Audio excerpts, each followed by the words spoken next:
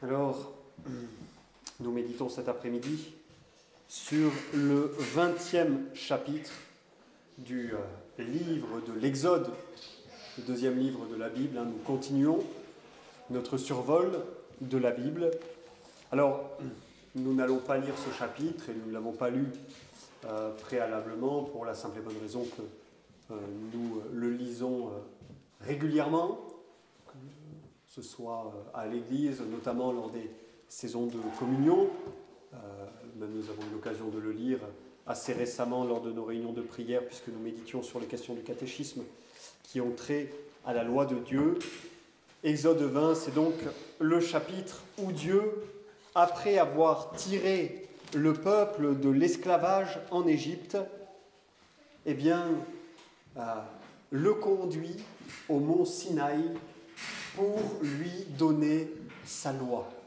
Dieu donne sa loi à son peuple. Dieu révèle sa loi à son peuple. Cette loi qu'on appelle le décalogue, plus communément les 10 commandements. Alors, la loi de Dieu, elle est très importante dans la Bible. La loi de Dieu, elle est très importante. Et parce qu'elle est très importante dans la Bible, la loi de Dieu, elle fut de tout temps très importante pour les réformés. Il nous faut avoir une haute opinion de la loi de Dieu. Et nous allons voir pourquoi. Alors, dans un premier temps, intéressons-nous à ce qu'est la loi de Dieu. Le mot loi dans la Sainte Écriture, il a plusieurs sens, évidemment. Mais ici, quand nous parlons de la loi de Dieu, et c'est la raison pour laquelle nous nous référons particulièrement à Exode chapitre 20, nous parlons de la loi morale de Dieu qui est résumée dans les 10 commandements. Les 10 commandements sont une somme, sont un résumé de la loi morale de Dieu. Quand nous disons loi morale, c'est pour distinguer cette loi d'avec les autres commandements, les autres ordonnances qui ont été données à Moïse et à Israël et qui, elles, sont dites cérémonielles ou civiles. C'est-à-dire ces ordonnances, par exemple, qui concernaient le culte du temple. On appelle ça la loi cérémonielle. Les ordonnances concernant le culte du temple ou concernant le sacerdoce lévitique. Et puis il y avait les lois civiles données à Israël, ça c'est-à-dire les lois que Dieu a données à la nation juive pour régir la vie politique de la nation juive. Lorsque nous parlons de la loi de Dieu, de son importance, nous parlons de la loi de Dieu, de la loi morale de Dieu, que nous distinguons donc d'avec la loi cérémonielle et d'avec la loi civile. La loi cérémonielle et la loi civile ont vécu un temps et puis elles ont été abrogées. Mais la loi morale de Dieu, elle demeure. Elle demeure. Cette loi morale est l'expression de la volonté révélée de Dieu pour ce qui concerne le devoir des hommes envers Dieu et envers les autres hommes.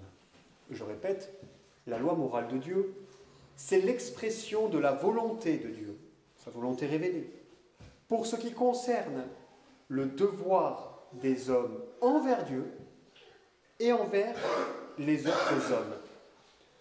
Pour le dire autrement, la loi morale de Dieu, c'est ce que Dieu attend de l'homme dans ses rapports avec Dieu et avec les autres hommes. Et cette loi, chers frères, et c'est ce qui fait toute sa grandeur, c'est ce qui fait fondamentalement qu'il nous faut en avoir une haute opinion. C'est que cette loi s'enracine en Dieu et dans ses perfections. Ou si vous préférez, elle est dans le monde créé, l'expression de l'être de Dieu et de ses perfections. Voyez, je vous donne un exemple. Le premier commandement, n'est-ce pas? Tu n'auras point d'autre Dieu devant ma face. Le premier commandement. Bon, ben ce commandement s'enracine dans l'être et dans les perfections de Dieu. Parce qu'il n'y a qu'un seul véritable Dieu, parce qu'il n'y a qu'un seul Dieu vivant et vrai, il est interdit de se fabriquer notre Dieu. Et il est interdit de ne pas l'adorer. Voilà ce qu'exige le premier commandement. Idem avec un autre commandement, je vous donne un autre exemple. Le 9e commandement. Le 9e commandement est donc tu ne diras pas ou tu ne porteras pas de faux témoignages. D'une manière générale, ce commandement interdit le mensonge. Pourquoi le mensonge est-il interdit? Eh bien parce que Dieu lui-même est la vérité. Dieu est la vérité par excellence. Et donc le 9e commandement qui interdit le mensonge étant le contraire de la vérité, c'est un commandement qui s'enracine en Dieu, dans ce qu'il est, dans ses perfections. L'une des perfections de Dieu, c'est d'être vérité, d'être véritable. Dieu est vrai dans tout ce qu'il est, dans tout ce qu'il dit. Parce que Dieu est vrai dans tout ce qu'il est, dans tout ce qu'il dit, le mensonge est interdit. Tout comme parce que Dieu est un et unique, l'adoration de faux dieux, d'autres dieux, qu'on se serait fabriqués, est interdite. Vous voyez? Donc la loi s'enracine d'une part dans l'être et dans les perfections de Dieu. Mais la loi s'enracine aussi dans l'ordre instauré par Dieu dans la création. Et donc la loi, elle s'enracine, la loi morale, à la fois dans ce que Dieu est en lui-même et également dans l'ordre qu'il a instauré dans la création. Dieu a créé le monde et il exige que le monde fonctionne d'une certaine façon et pas d'une autre. Que certaines choses soient justes et que d'autres soient mauvaises et interdites. Un exemple de cela serait par exemple le fameux commandement « Tu ne tueras point », alors qu'on traduirait plus correctement par « Tu n'assassineras point ». Pourquoi est-il interdit d'assassiner? Eh bien parce que dans l'ordre que Dieu a instauré, dans le monde créé, les hommes ont le devoir de respecter, d'honorer et de sanctifier la vie de leurs semblables. Voyez. Donc, cette loi morale, ces 10 commandements qui sont un résumé de cette loi morale, cette loi morale doit donc être tenue en haute estime. Pourquoi? Parce qu'à la fois elle s'enracine dans ce que Dieu est, dans ses perfections, et en même temps, également, aussi, dans l'ordre que Dieu a instauré dans le monde créé. Et c'est ce qui rend la loi morale parfaitement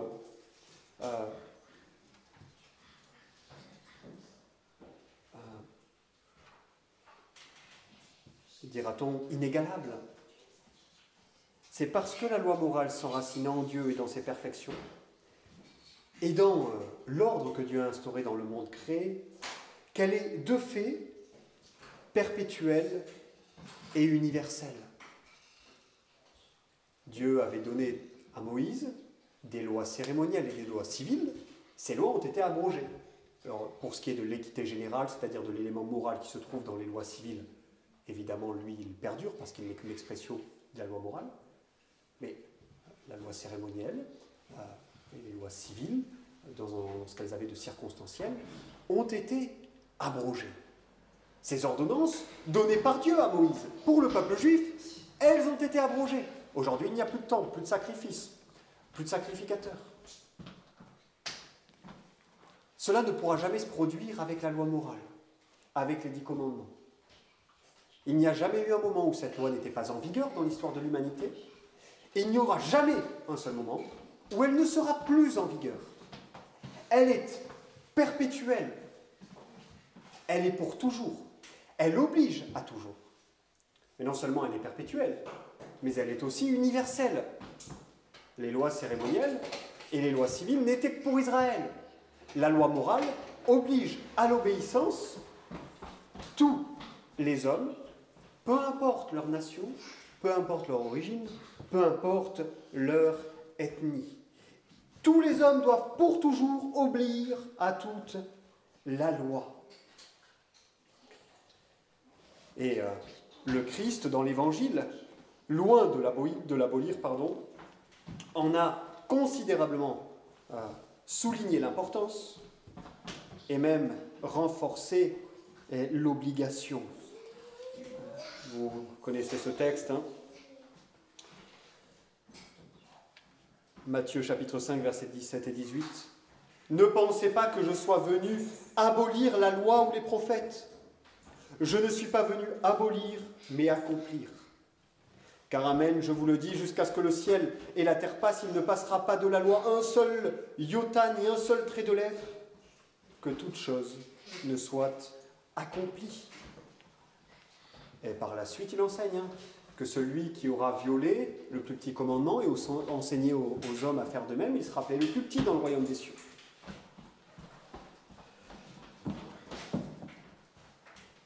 La loi morale de Dieu, elle est donc perpétuelle et elle est universelle.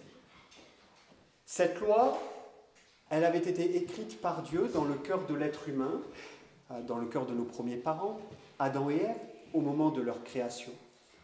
Et cette loi est demeurée dans leur cœur même après la chute. Et cette loi se trouve dans le cœur de tous les êtres humains.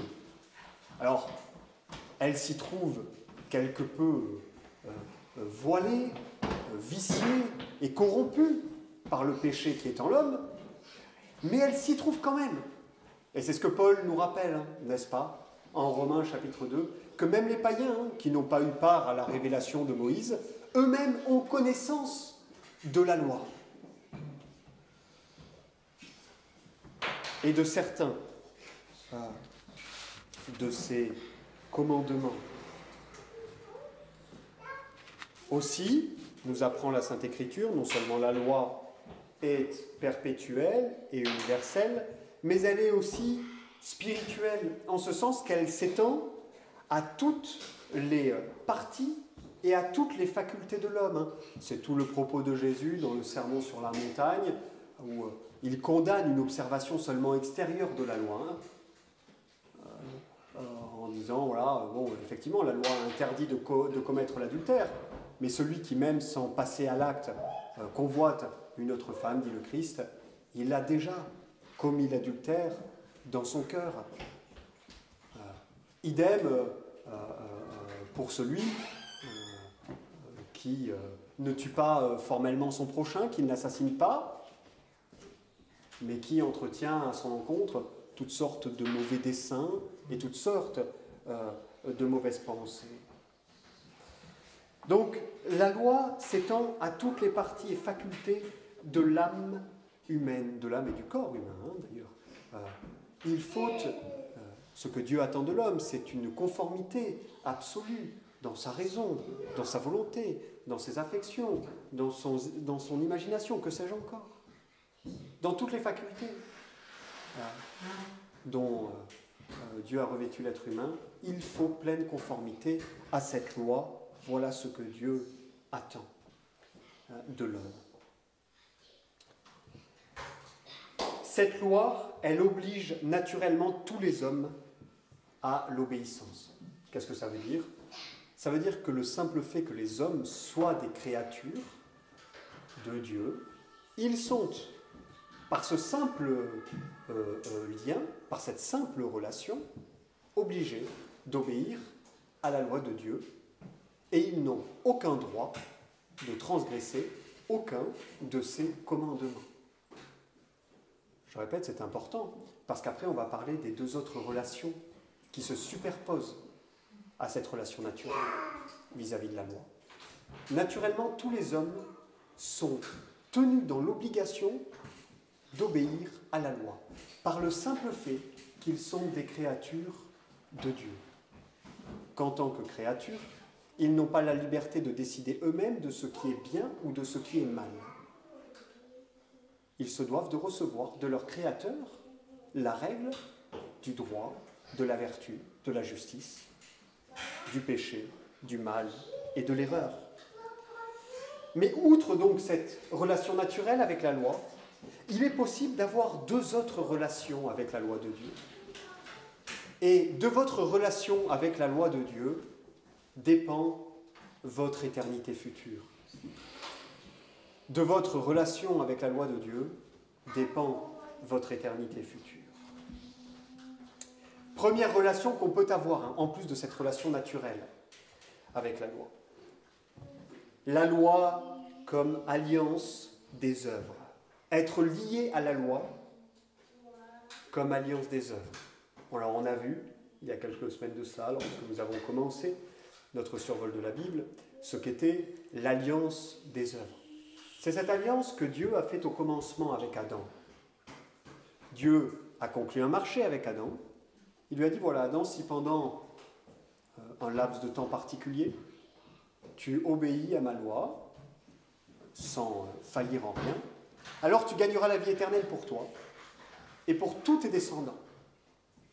Notez une chose, Dieu avait donné à Adam la capacité d'observer la loi. Adam n'était pas encore habité par le péché, il était saint, pur, juste, il était dans un état d'innocence, dit-on. C'est ça l'alliance des œuvres. Pour Adam, elle était la condition pour parvenir à la vie éternelle, pour lui et pour ses descendants. Si pendant un temps, Adam, tu obéis parfaitement à ma loi, sans faillir en rien, et je t'ai donné la capacité de le faire, alors pour toi et pour les tiens, c'est la vie éternelle. Par contre, si tu échoues, alors là, tu en paieras le prix. Et ce sera la condamnation pour toi et pour tous les tiens. Eh bien, c'est la relation que nous avons avec la loi lorsque nous naissons. Alors non seulement nous sommes tenus d'y obéir parce que nous sommes des créatures, mais à cette relation naturelle se superpose notre lien avec la loi comme alliance des œuvres. En tant que descendants d'Adam que nous sommes, tous les hommes naissent liés à la loi comme alliance des œuvres. Mais malheureusement, depuis la chute, la loi, comme alliance des œuvres, ne peut plus accorder la vie éternelle, puisqu'à cause du péché, aucun homme n'est capable de l'accomplir. Elle ne peut que produire la malédiction. Et c'est ce que Paul rappelle lorsqu'il écrit aux Galates, Galates chapitre 3, verset 10.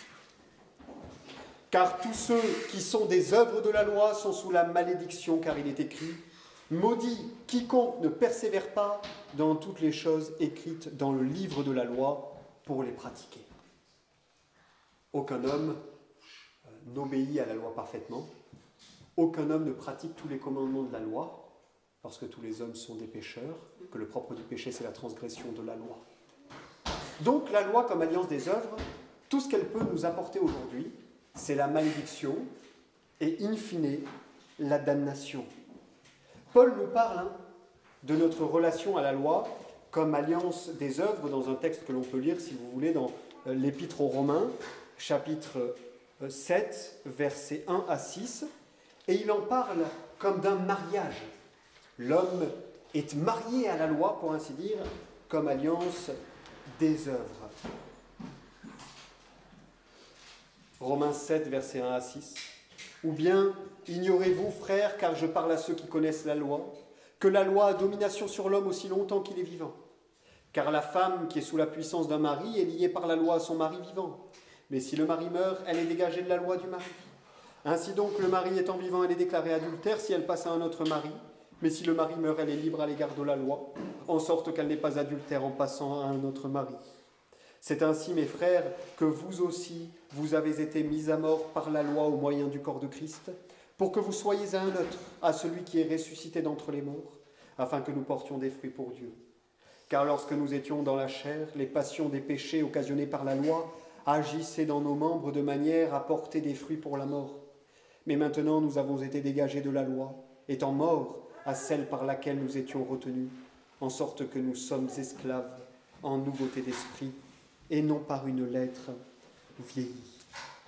Vous voyez, cette relation qui est ici présentée par Paul sous la métaphore d'un mariage, cette relation à la loi comme une alliance des œuvres, elle dit qu'elle est, Paul nous dit que cette relation-là, elle est pour la mort, qu'elle produit la mort. Et ici la mort dans le sens fort, la mort bien sûr physique, et le salaire du péché, mais la mort spirituelle, également salaire du péché, évidemment, la mort éternelle in fine, salaire du péché, là encore.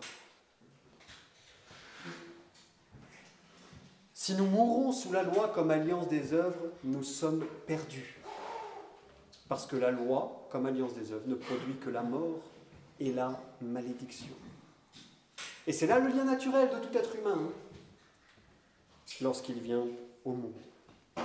Le deuxième lien naturel, j'ai dit que le premier c'était son statut de créature devant Dieu qui l'oblige à l'obéissance à la loi. Et le deuxième, parce qu'il est un descendant d'Adam, il est lié à la loi comme une alliance de vie. Il a toujours le devoir d'accomplir la condition de l'alliance des œuvres, à savoir une obéissance parfaite, et il est toujours sous le châtiment de cette alliance brisée et transgressée. Alors comment en être délivré ? Paul nous dit qu'il faut mourir à la loi comme alliance des œuvres. Qu'est-ce que ça veut dire mourir à la loi comme alliance des œuvres ? Ça veut dire se convertir au Christ. Ça veut dire avoir part à la mort qui est dans le Christ et à la résurrection qui est en lui. Lorsque nous nous convertissons au Christ, alors nous entrons dans une nouvelle alliance et donc dans une nouvelle relation à la loi. Et cette relation à la loi, cette autre relation à la loi, on l'appelle la loi, non plus comme alliance des œuvres, mais la loi comme règle de vie. La loi comme règle de vie. Lorsque nous nous convertissons dans le Christ, nous rentrons dans une nouvelle alliance qui n'est plus l'alliance des œuvres, qu'on appelle l'alliance de la grâce. Dans cette alliance, le Christ se charge de payer pour nos péchés et d'obéir à la loi pour nous. Ainsi, notre condamnation est effacée et l'obéissance du Christ nous est donnée. La justice du Christ nous est donnée. Et alors, grâce à lui et par lui, nous devenons héritiers de la vie éternelle. Parce que le Christ a payé pour notre péché et parce qu'il a accompli la loi pour nous, alors nous avons droit à la vie éternelle. Pour le dire plus simplement, dans cette nouvelle alliance, dans l'alliance de grâce, le Christ devient notre garant. Il est celui qui répond pénalement à notre place. La malédiction qui nous était destinée tombe sur lui. Et l'obéissance qu'il nous fallait absolument fournir, notre obéissance à la loi, laquelle nous sommes incapables de fournir. Eh bien, le Christ, pour nous, obéit à la loi. Et alors, il nous ouvre les portes du ciel. Dès lors que nous sommes donc convertis au Christ, nous avons l'assurance de posséder la vie éternelle. Rien ne peut enlever la vie éternelle aux chrétiens. Le Christ a payé pour lui. Il a été mis au bénéfice de l'œuvre de salut, de l'œuvre de rédemption de Jésus-Christ. Le Christ a payé pour lui. Et le Christ a satisfait à la loi pour lui. Le Christ a obéi pour lui, une fois pour toutes. C'est le partage du croyant. C'est son héritage. Tout ça lui est donné, tout ça lui est imputé, c'est le mot technique, par la foi. Alors, le croyant est pour sûr en possession de la vie éternelle. Le Christ l'ayant obtenu pour lui et lui ayant accordé.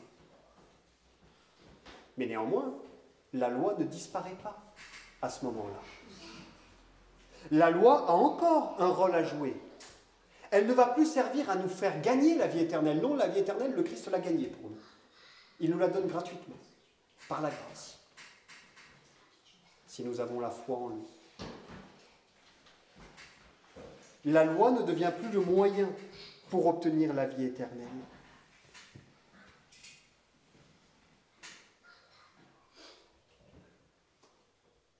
Il faut toujours néanmoins y obéir. Non plus pour obtenir la vie éternelle, mais parce que nous l'avons obtenue. Voilà ce que Dieu attend de nous dans cette nouvelle alliance. Voilà ce que Dieu attend de tous les croyants. Qu'ils obéissent à la loi non plus pour obtenir la vie, mais parce qu'ils l'ont obtenue par reconnaissance. Nous devons obéir à la loi par reconnaissance envers notre Dieu. Mais ça demeure tout de même une obligation.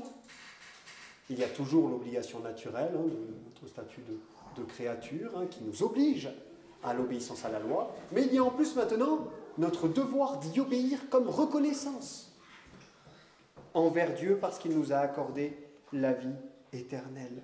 Même si la loi ne peut plus ni nous justifier ni nous condamner, nous sommes obligés d'y obéir parce que nous sommes des créatures et parce que nous devons reconnaissance à Dieu, parce que Dieu nous commande tout simplement d'y obéir.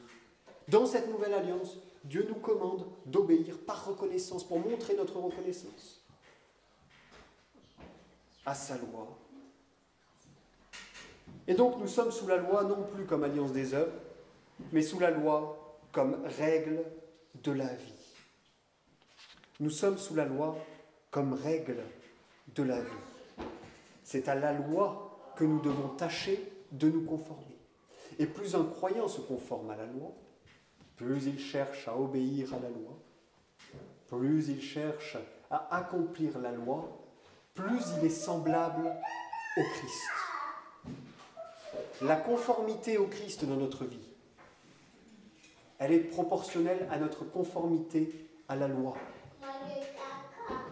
Nous ne ressemblons pas plus au Christ que ce que nous obéissons à sa loi. La vie du Christ ici-bas a été caractérisée par une obéissance sans faille à la loi. Plus vous serez conforme à la loi, plus vous serez comme le Christ et plus également vous aimerez. L'amour, c'est la fin de la loi, n'est-ce pas? C'est le but de la loi. C'est la substance de la loi. Aimer dans la Sainte Écriture, c'est accomplir la loi, c'est rejeter le mal et pratiquer le bien, c'est fuir le péché et faire ce qui est juste. 1 Jean chapitre 5, verset 3. Car c'est ici l'amour de Dieu que nous gardions ses commandements. L'amour de Dieu, l'amour envers Dieu, c'est de garder ses commandements. Et l'amour envers notre prochain, c'est aussi de garder les commandements. Jean 14, 21. Autre texte, à cet égard très intéressant.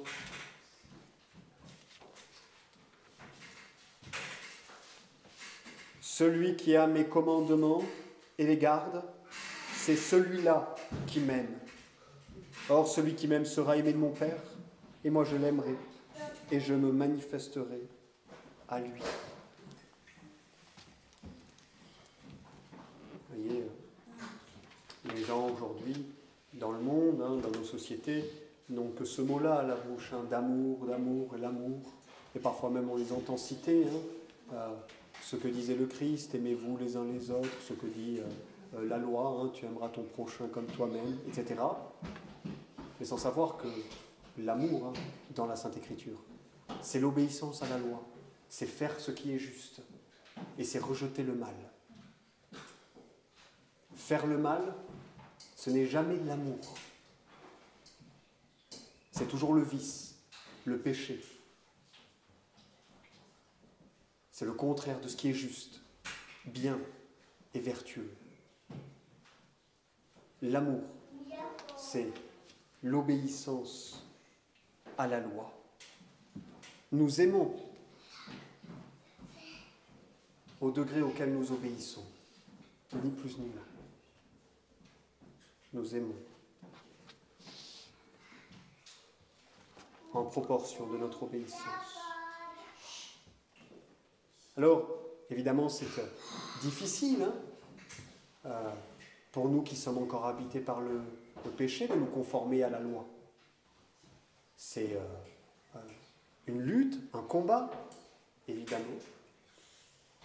La bonne nouvelle, c'est que dans ce combat, nous devons nous souvenir que la loi, même si c'est difficile de s'y conformer, même si nous menons une grande lutte, un grand combat, elle ne peut plus ni nous condamner, ni nous justifier.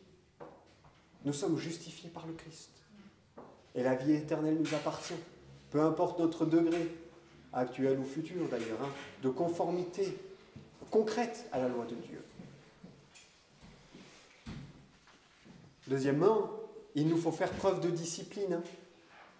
La victoire passe par la discipline, par le fait de faire des efforts, de se battre, parfois violemment, contre le péché et la convoitise et la corruption, pour nous conformer à la justice. La convoitise fait la guerre à notre âme. Il faut donc lui faire la guerre. C'est un combat. C'est la lutte entre l'esprit et la chair dont nous parle saint Paul. C'est la présence du nouvel homme et celle du vieil homme. Et enfin, la bonne nouvelle, c'est que ce n'est pas seulement que la loi, avec toutes les difficultés que nous rencontrons pour nous y conformer, ne puisse plus ni nous condamner ni nous justifier. La bonne nouvelle, c'est également que le Seigneur nous a accordé des moyens de grâce pour nous conformer davantage à sa loi. Et ces moyens de grâce, il ne les a pas cachés dans quelques rituels secrets. Il ne les a pas mis loin de nous. Il ne faut pas traverser la terre. Il ne faut pas vaquer par monts et par vaux pour les trouver. Non, ces moyens de grâce, ils sont à disposition de tous les croyants, tous les dimanches, lors des cultes publics. La lecture de la parole, le chant des psaumes, la prière, la prédication, l'administration des sacrements sont autant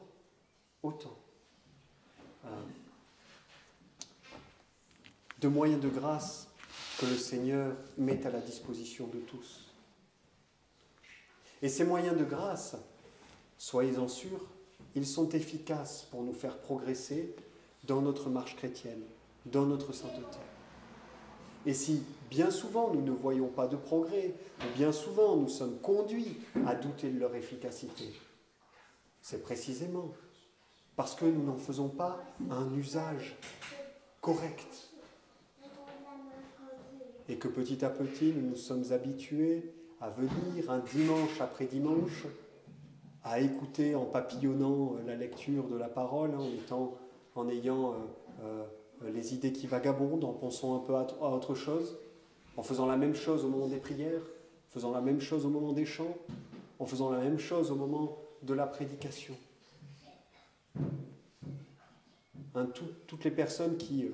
Alors, on trouve rarement des personnes qui émettent des doutes sur l'efficacité des moyens de grâce, du moins publiquement. Mais en secret, dans le privé, c'est le cas de plusieurs croyants.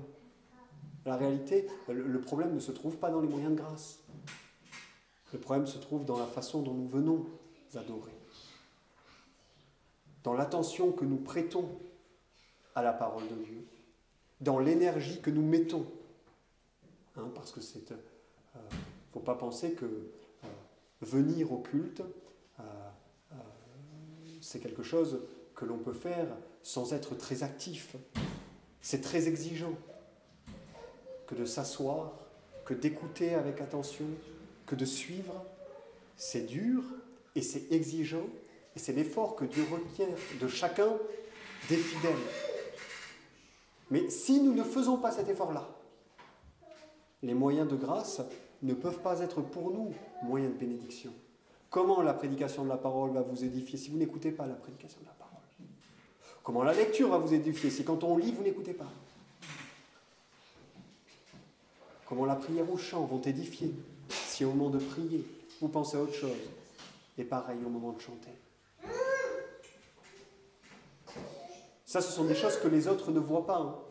On peut très bien feindre la concentration la concentration lors des cultes. Personne ne viendra jamais, sauf vraiment attitude visible, ouvertement visible, de déconcentration et de papillonnage, mais autrement, on peut très bien feindre la concentration. Et personne ne viendra jamais nous dire quoi que ce soit. Et qu'on ne se trompe pas. On ne se moque pas de Dieu. Et nous ne venons pas au culte d'abord pour les hommes qui s'y trouvent, mais pour Dieu. Parce qu'il l'a commandé. Parce que nous voulons entendre sa parole. Alors faites le pari. Prenez Dieu au sérieux dans ce qu'il vous dit. Il vous dit que les moyens de grâce sont efficaces pour votre salut. Venez-y avec la foi, avec l'attention, et vous vérifierez que ce que Dieu a dit est exact.